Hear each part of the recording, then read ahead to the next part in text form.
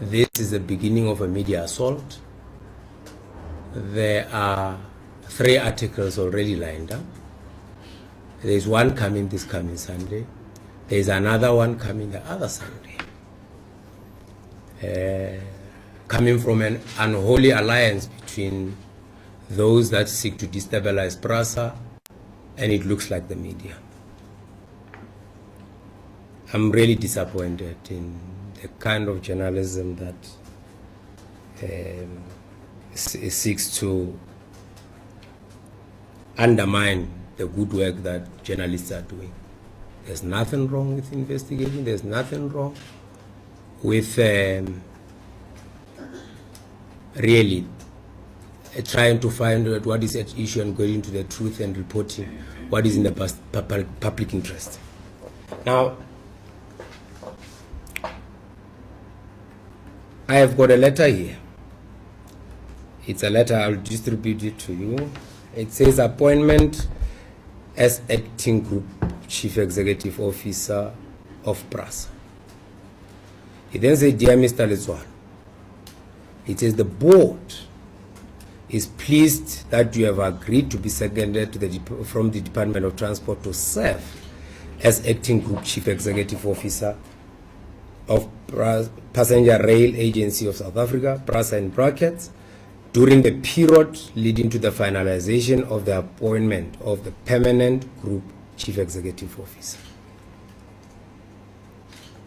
This sentence I'm going to read now also is important. It says this letter agreement, and in brackets, the agreement, set forth the terms of your employment as Prasa acting group chief executive officer and is effective as of 1 July 2016 until further notice. Now, it then talks about the position, what it entails. Then it says, paragraph 3 in page 2, very important part, that dispels this notion that I have increased my own salary. It says, during the term of service as acting group CEO, the Prasa will pay you at the annualized salary rate applicable to this position. It then says, in accordance with the applicable remuneration policy, payable at such times as the company's normal payroll being 27th day of every month. Then he says, you will be eligible to receive all the benefits applicable to this position and to the Prasa senior officers. It then says, which is also important, the details related to your compensation and benefits will be discussed and shared with you by the group executive responsible for human capital portfolio. This letter, then the fourth one talks about expenses. Prasa will reimburse you all reasonable and necessary expenses incurred by you in connection with your performance and services as acting GCO on behalf of Prasa in accordance with the applicable company policies and guidelines. The last paragraph says entire agreement. It says the terms of this agreement and the resolution of any dispute at this as to the meaning, effect, performance, and validity, and arising out of, related to, or in any way connected to this agreement, your employment as Prasa or any other relation will be governed by South African law. And then it says, in any action between Prasa and yourself arising out of the relating of any dispute, to submit to the exclusive jurisdiction of South African courts. So this is the entire agreement. Now, another document that we are going to find, it's a document, it's an email where I am inquiring about these things I must find out about.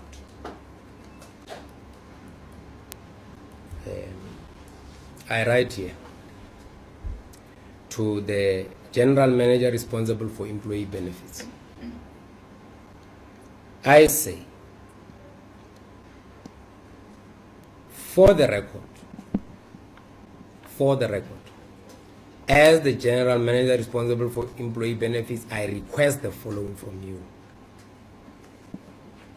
The total remuneration package of the Group CEO of Prasa Group as approved by the Board of Control.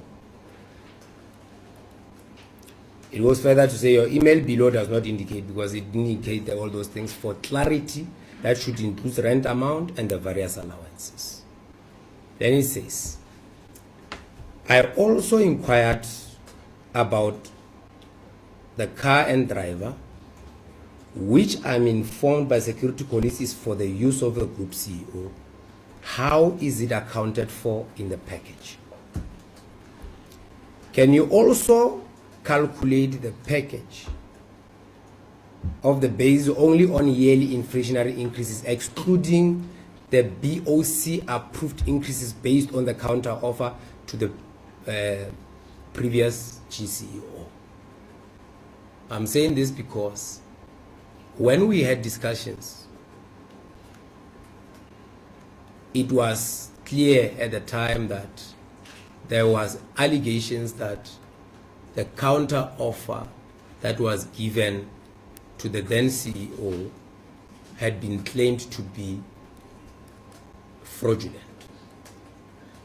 They claimed that at the time that the then CEO went to the board and asked for an increase based on what they termed fraudulent counter offer. That did not exist. And I then asked that that gets stripped out of the package that I get. Now, here was the response to this.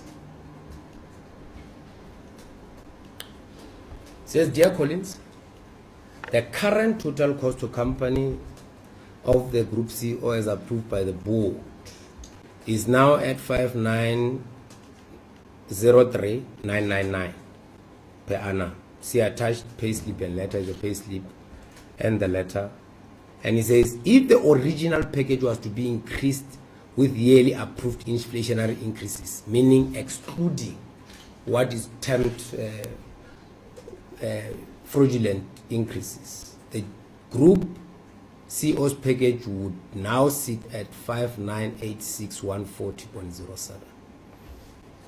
Then it is then put how it's calculated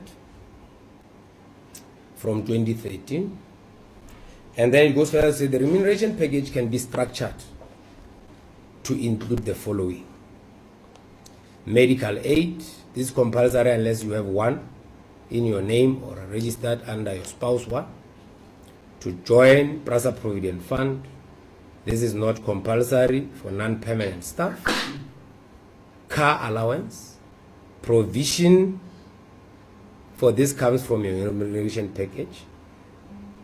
South African funeral benefit, which is compulsory, an amount of 57 rand is deducted from the package and it covers the main member, spouse, But you can understand. So you see, the above mentioned benefits will therefore be deducted from the package depending on your selected option. Depending on your selected option. I am given the salary amount I'm going to get, I am given the benefits I'm entitled to, and then I'm even allowed to exercise options. Furthermore, it says benefits outside the remuneration package. And I want you to listen carefully here, because apparently I was insisting on,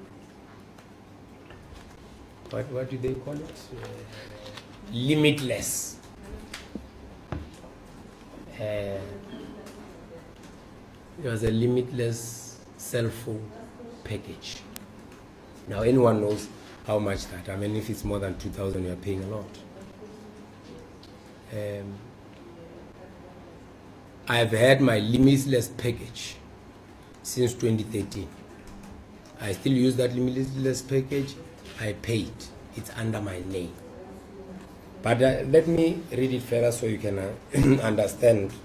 It says, the group life subject to you becoming a member of Provident Fund in line with the rules of the fund. It pays 4 times your annual pensionable salary in such case of death. An extra cover can be purchased up to 6 times the cost at your own cost. As articulated below, you may also qualify for performance bonus subject to your signing a performance agreement and or contract with the board, and also subject the company having achieved its set targets and objectives. Then it says a 24-hour accidental death cover of 200,000 managed by our insurance department covering all executives. Here is what is puzzling. Sunday Times has this, but they continue to print a story. It says a company cellular phone on an unlimited package. In brackets it says open line. Shocking, isn't it? I mean, I went to ask for it. Now, you could have read from my email that I didn't answer. I said what is applicable in line with the letter that I was given. Then it says, lastly, HCM does not make a call on the Shiva-driven cars. Should you wish to make use of this benefit? Now, how do you make use of a benefit that does not exist?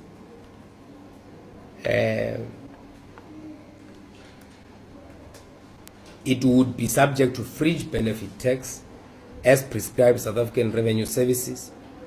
A decision must be taken on who will be liable for this fringe benefit tax. I offer to pay that fringe benefit tax myself. By the way, my 2 predecessors, so far as I know, have used the very same car. I didn't buy a new car or anything. It was a car that I was told by security personnel at the time that is dedicated to the CEO, which is why I asked, is it part of the package? Is it outside the package? Now, very clearly, I'm told that it's outside the package. But let's go further. Let's go further. For some reason, because I had already realized certain things, I demanded a confirmation of my package, which I'll also distribute. I was not paid until November. After all things were done, before any other thing, I said, can I get that confirmation? On a Prasa letterhead, confirming this package we are talking about, from the general manager responsible for remunerations and benefits. The letter reads as follows. It's 26th of October 2016. It says, to whom it may concern, and it says, confirmation of remuneration package of a Group CEO of Prasa, is that this letter serves as confirmation that the current annual remuneration package, remember what I was supposed to get? An annualized salary at the level of a CEO, Group CEO. This letter serves as confirmation that the current annual remuneration package, in line with the letter, of Prasa Group Chief Executive Officer is 5,986,140 rands and 7 cents. Signed, therefore, it says, should you require any additional information, please don't hesitate to contact the undersigned, and the general manager signs and also puts the number. Now, I think I must also address the issue of, as a matter of fact, Mr. Begani Kumalo works for Prasa and is not dismissed. This story that is dismissed, I don't even know where it's coming from. Mr. Begani Kumalo used to be the acting group executive responsible for human capital in Prasa. a position that he held for 11 months.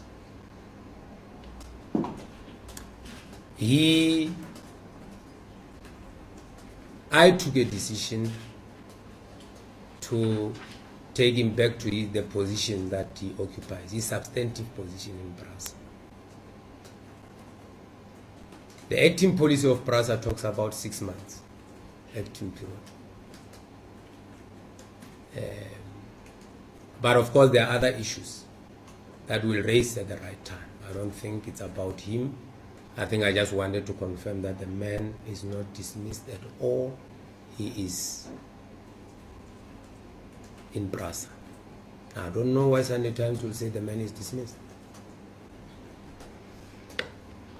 Now I hear that the articles that are going to come talk about my colleagues that I brought with from the DOT that were seconded to them. I also hear that the other one will talk about the increase of one of the group executives. And I'll wait for that and I'll answer for it. I repeat what I say.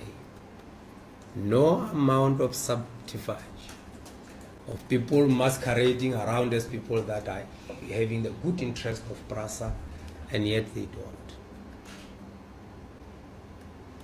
The rationale for the minister for me to be brought to Prasa is clearly articulated in the statement of the minister of why I came to Prasa. And I continue to do that work. I will fight this corruption in Prasa. I'll fight this nepotism in Prasa.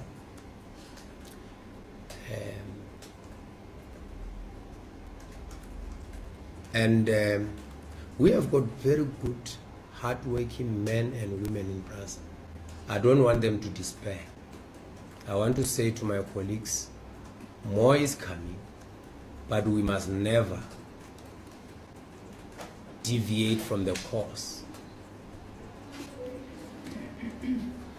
Dogs never bark at stationary cars.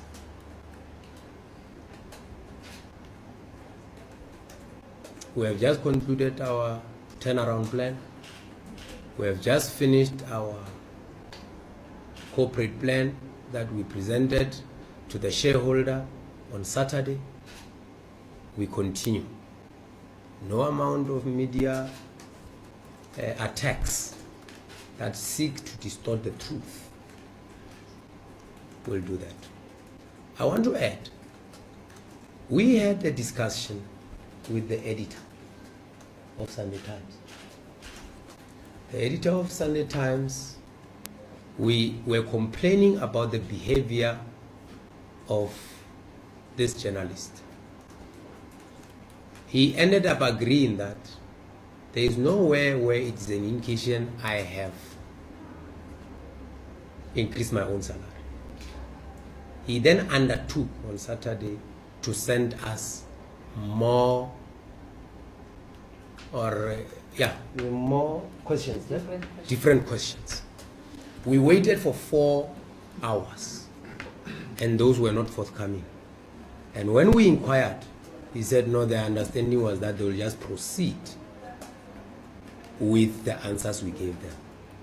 All these documents that are going to be distributed were given to them. They've ignored them. They have ignored what the DOT, who's my employer, have told them. They ignore it. They take certain to fit the story. Now, I have been seconded before to the RTMC, and the very same methodology was used. Save the letter. The methodology of saying you are going to the position you are seconded. The difference between the salary you must get there and your internal salary here in DOT is calculated in terms of what is called secondment allowance. It does not happen to only me. In the DOT, my colleagues have headed For instance, the road agency of Limpopo, others have gone to other places, and it was calculated the same way. One day, when I'm at liberty to talk, I will tell you what the real truth is about this matter. For now, I think it suffices to say the facts speak for themselves. You guys be the judge. Be the judge of this. You are journalists. You have received facts. You ignore the facts. You go with rumors that can't be substantiated by anything. I will respond. I have got the agreement. It's called the agreement. I have the agreement, and when they say entire agreement, is the entire agreement I have with Prasa, and I will exercise those options should the need arise. For now, I'm just saying to you, it's important. The most important paragraph still remains paragraph 3 in page 2, very clearly. Very important that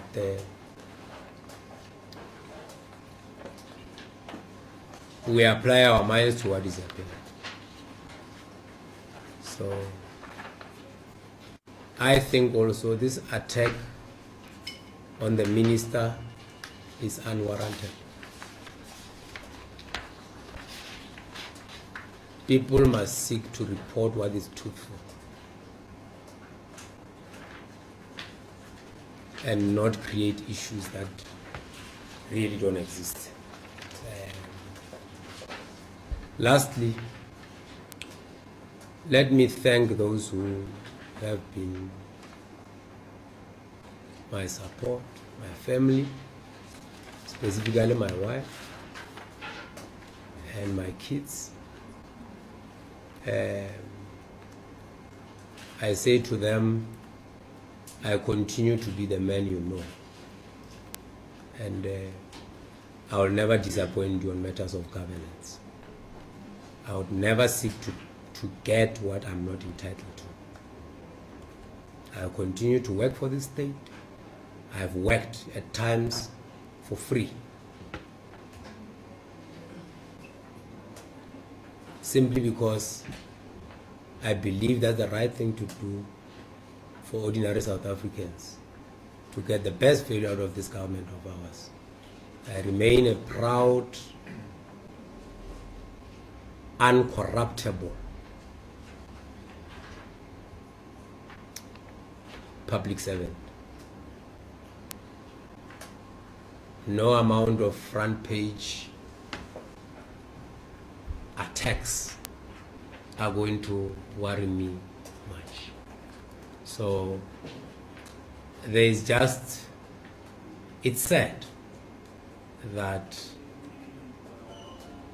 you are just painted. I hear, I'm not a Facebook person, Twitter person. I hear that I was trending. And I don't know whether people understand that they were trading based on lies. Interesting.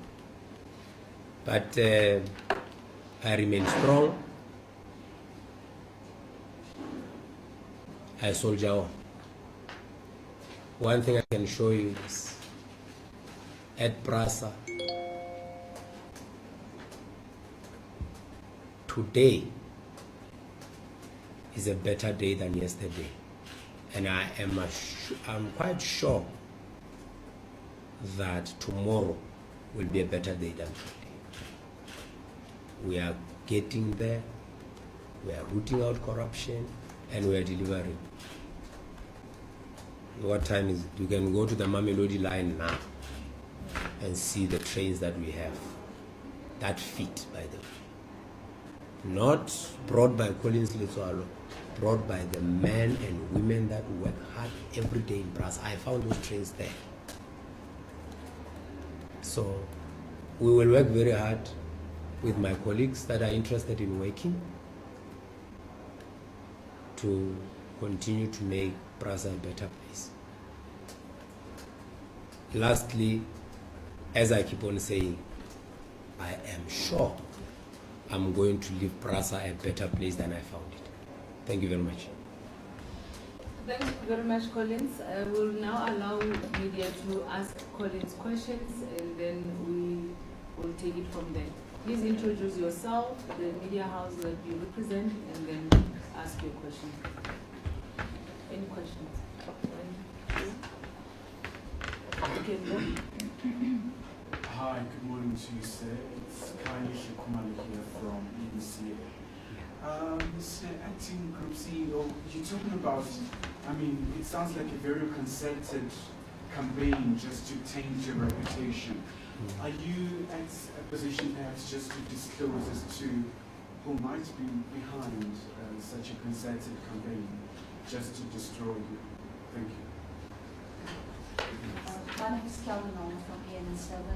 Will you be taking any stern measures against the publication that has issued this article? And yes, adding to my colleague's question, why do you think they are particularly attacking? Thank you. She just covered mine. You covered it. Thank you.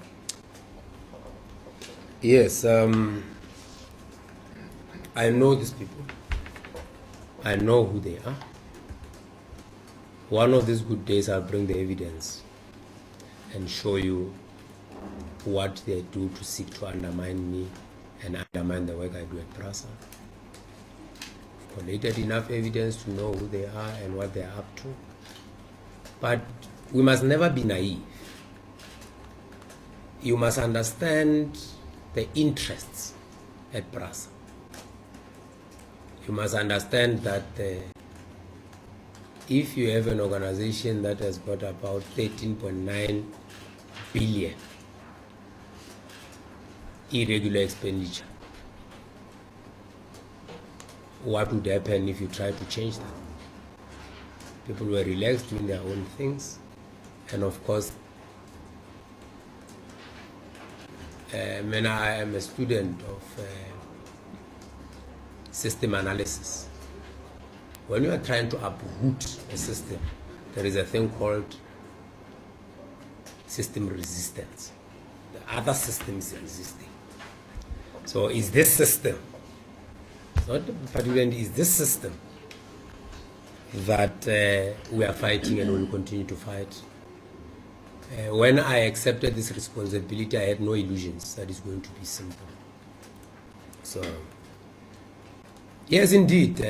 On the matter of taking any steps, I want to see which angle I'll get legal opinion, whether I must go to press ombudsman or I must go for a defamatory suit. I'll decide once I've consulted my lawyers on how I proceed. If I go to the press ombudsman, I would ask that Sunday Times must print in bold letters, as they said, Mr. Fix-It pays himself. I want them to front page as well say Sunday Times gets it wrong. I'm going to ask for that because I don't want it to be some small apology in page 4 of an article. I think it's unfair.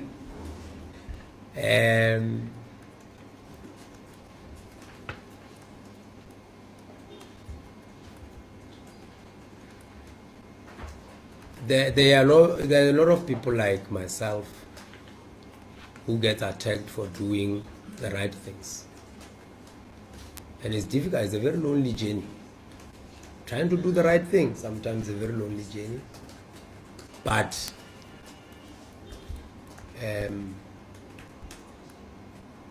if that's the cost of clean governance, so be it. If we say, why me? Why not you? So if I think every day, I also read documents about other people who are lied about, and I read these publications and say, hey, this, well, my day has come yesterday. It used to happen when I was at the RTMC. I had more days in the media, but I soldier on. And I'm encouraging all those that are also under attack for whatever reason. The truth will never change. Facts can change. The truth will never change. You see, the fact that I'm sitting in front of you today is the truth. You can't change that. So I understand, and I know a barrage is coming, an assault. I'm ready for it.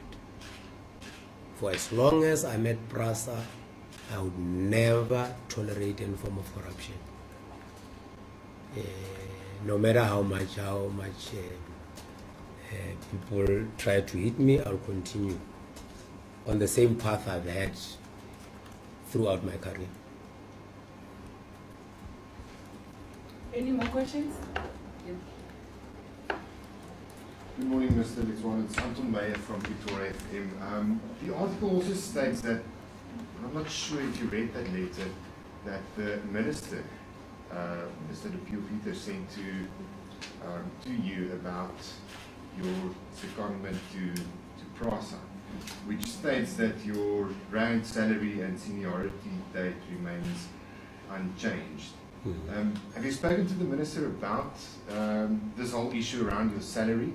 Do you maybe have that letter? Can you give us that letter from the minister, which says that your salary will remain unchanged?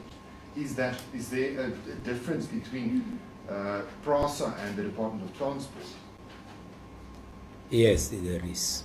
Let's understand how secondment works. When you are second in terms of public service regulations, on the other side, where I am substantively employed, my benefits remain the same. I'll show you how it's done. Now, usually as the public sector employees, we are getting paid on the 15th. Okay? You get paid on the 15th, your salary. The difference between what you are paid at the agency and what you are paid at the department is calculated and is what is called secondment allowance in terms of the public service regulations. So it happens that way. So when I go back, and you must hear me carefully, when I go back, I don't say if I go back to my position, I will still earn the very same salary in the way it is. That's what it means.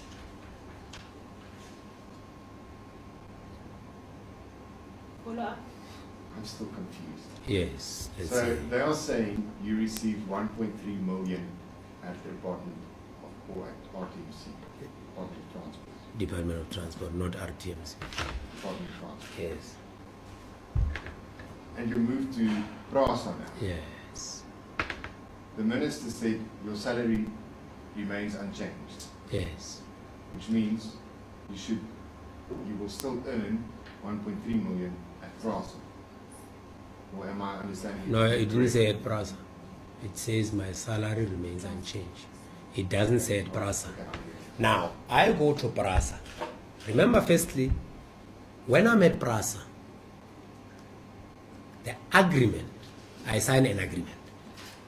Now it tells you, coming from the chairperson of the board, telling me the conditions under which I'm seconded. As detailed in paragraph 1, it says that. Paragraph 3 is very clear, because it will have said you will then get the money that you used to get there. Now, let's also apply logic. I leave, DOT gets seconded as a group CEO. 17,000 employees. I've got how many? 5 CEOs reporting to me. You want to say, because this is the argument, you want to say I must still be paid that very money. Let me tell you what would have happened if they sent me that letter in the agreement. I would have said, no, thank you very much. I would have circled, not accepted. I would have circled it. Because there's no way I'm going to do so much work for nothing. And that's what I'm saying. I will get what is entitled to me. Okay? What I'm entitled to, I will get. And I did not calculate it myself, by the way. It's very clear it's calculated by a competent person. And I wanted it confirmed before I got paid. 4 months down the line. If my interest was money, I would have left, because in terms of the agreement, I was supposed to be paid on the 27th of July. 4 months without getting what was in the agreement. So I remain committed. And I'll tell you, clean governance is what I strive for all the time. If I thought that this was wrong, I would have admitted. There is no problem. I would have paid Prasa what is due to them. I would have. There's no problem. And I'm gonna tell you, because that's another one that we were in London, and we received, when this thing started, we received an inquiry about my car. Letsoalo has bought this brand of a vehicle. Whose business is it? What I do with my money. Once it gets into my bank account, what I do with it is none of anyone's business. I think it's unfair to want to ask me about my personal life. It's unfair. So I refuse to answer those questions. I said, no, I don't. Much as I don't go to the media and report about every time I buy something, I don't expect to be quizzed about what I've bought, when, under what guise. It's unfair. Because I can't come to you and say, hey, now you receive the salary, what do you do with it? It's unfair. So I'll be moving in that direction.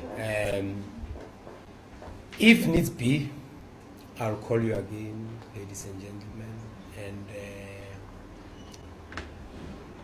and I think there will be a need at some point. I'll call you again and deal with these matters, so that I provide clarity. I refused yesterday to give one-on-one, because people distort what you say.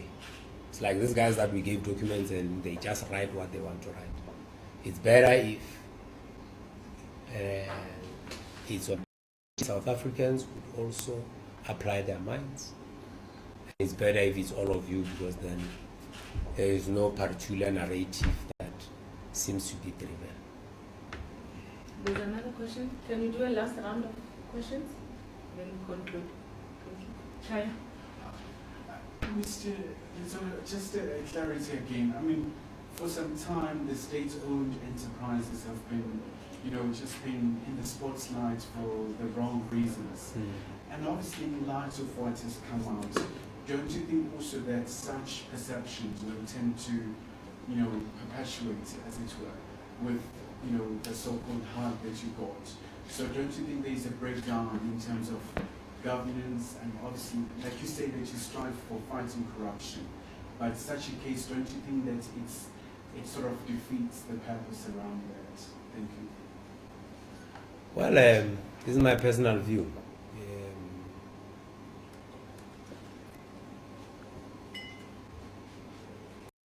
This tendency to attribute corruption to public sector is a narrative I don't share. I think it's wrong. And I think I was saying to my uncle this morning, don't always believe what you read. Because it's not driven by anything but a narrative that seems to suggest the state that is so corrupt, nothing happens there. And that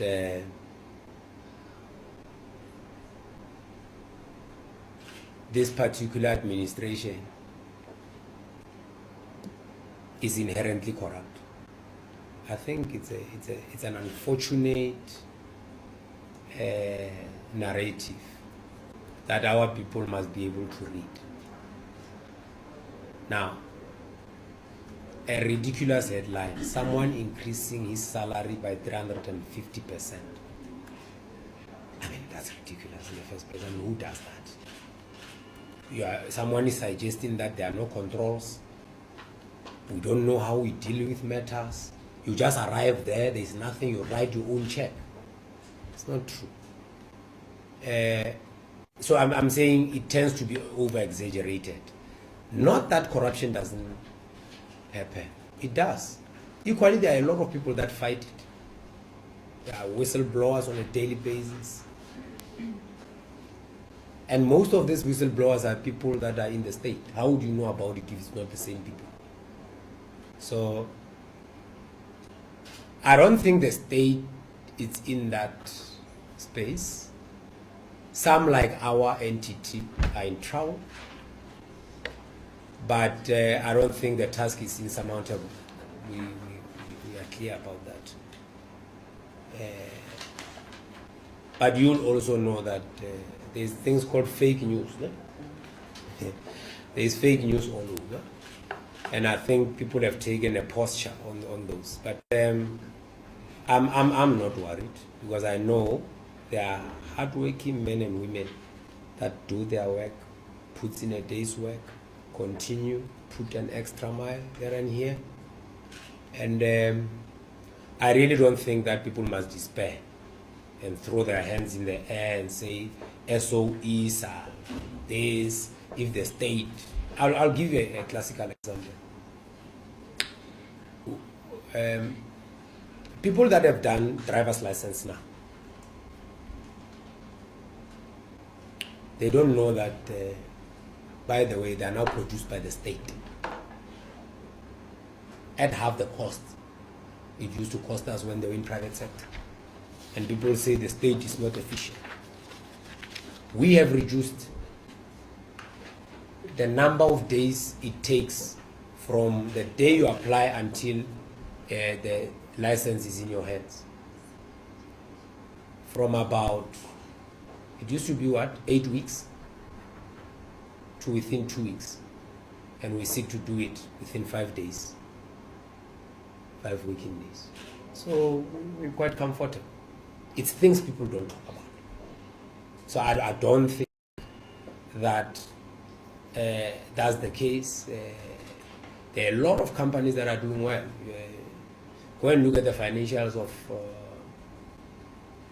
AXA, for instance. Go and look. 8 billion, point something in profit.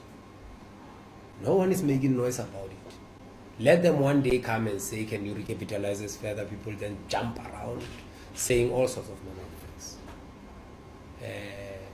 Like any other company, companies reinvent themselves. They go up in good times, they do have bad times, and we have a turnaround strategy to seek to do the good times. And it happens everywhere. Big multinationals have issues. They collapse time and again. And people don't make as much noise. I really don't think I'm worried. I know that everywhere I go, my colleagues are capable individuals in the main that can do the work.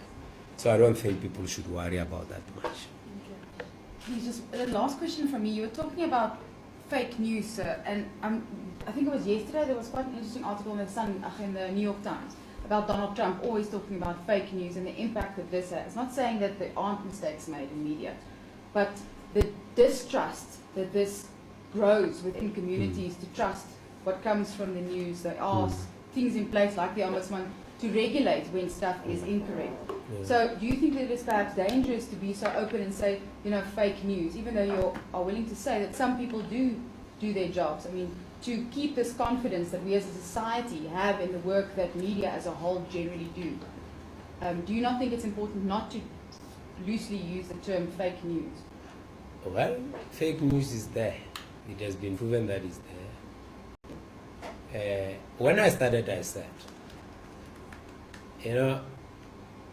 if you had, let's put it like this, if you had a bucket full of milk and then a fly just goes in, I don't know whether you'll consume that milk going forward or what would you do. The problem is, majority of journalists do their work. But of course, some amongst you are hired guns. And hired guns. When someone sits there and allow themselves to be used, they are used. Because if you look at the balance, you take this document, you then look at this one, you then say, but these are facts on the Prasa letterhead and everything, and then you look at so-called, what do they call them? Sources. Which one must carry weight? And they know that, no, let's do this, sensationalize this in any event. And this is why I'm saying, you see, the problem also comes to, when it comes to remedy.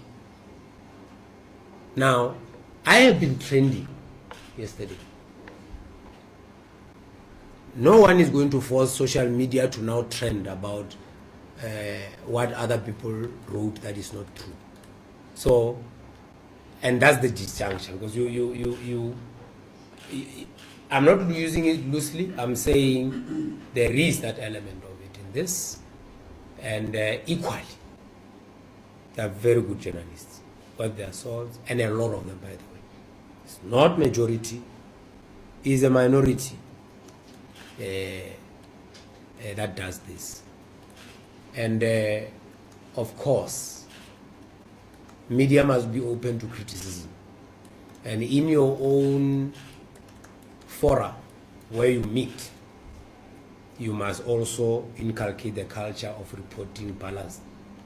I didn't have a problem when people reported. They could have put front page, but probably would have been not made front page if it was a balanced story, isn't it? And you must understand, when you talk to journalists, they also tell you that they're under pressure. They are requiring headlines from us. And some of them even get bonuses to have more headlines. So the poor guy might have never had a headline in his life. Now he's having an opportunity to earn some money. You can't blame him also, it's possible. So that's what I'm saying. It's a balancing act. But I think what people should strive for is credibility. You must be credible and fair in your reporting. Report it. Say, there is this allegation, but we also received this. Maybe I'm confused. I don't know where, but let the public make up their mind. But do not scan an article, seek to,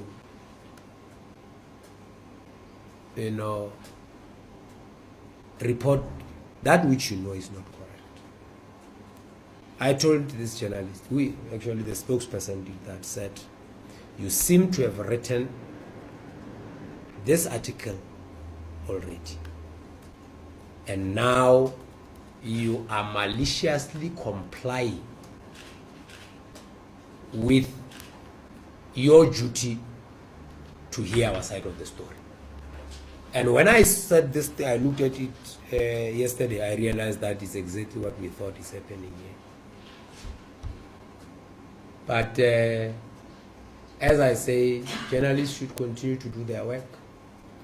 Where they found that we have erred or did something or we are corrupt, please expose that. Don't ever, without any fear or favor. Just do that. That's all we're asking. Thank you. Ladies and gentlemen, we have now come to the end of our briefing. Thank you very much. Collins will entertain individual interviews if you have. So just come forth so that we can deal with those. Thank you so much for your patience and understanding with the last minute change of venue as well. Thank you. Thank you.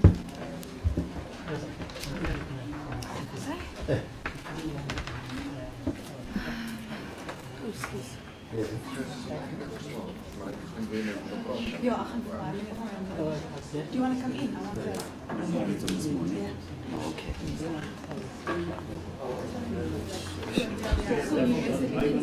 You can use mine quickly. Is it not Yeah. recording it live?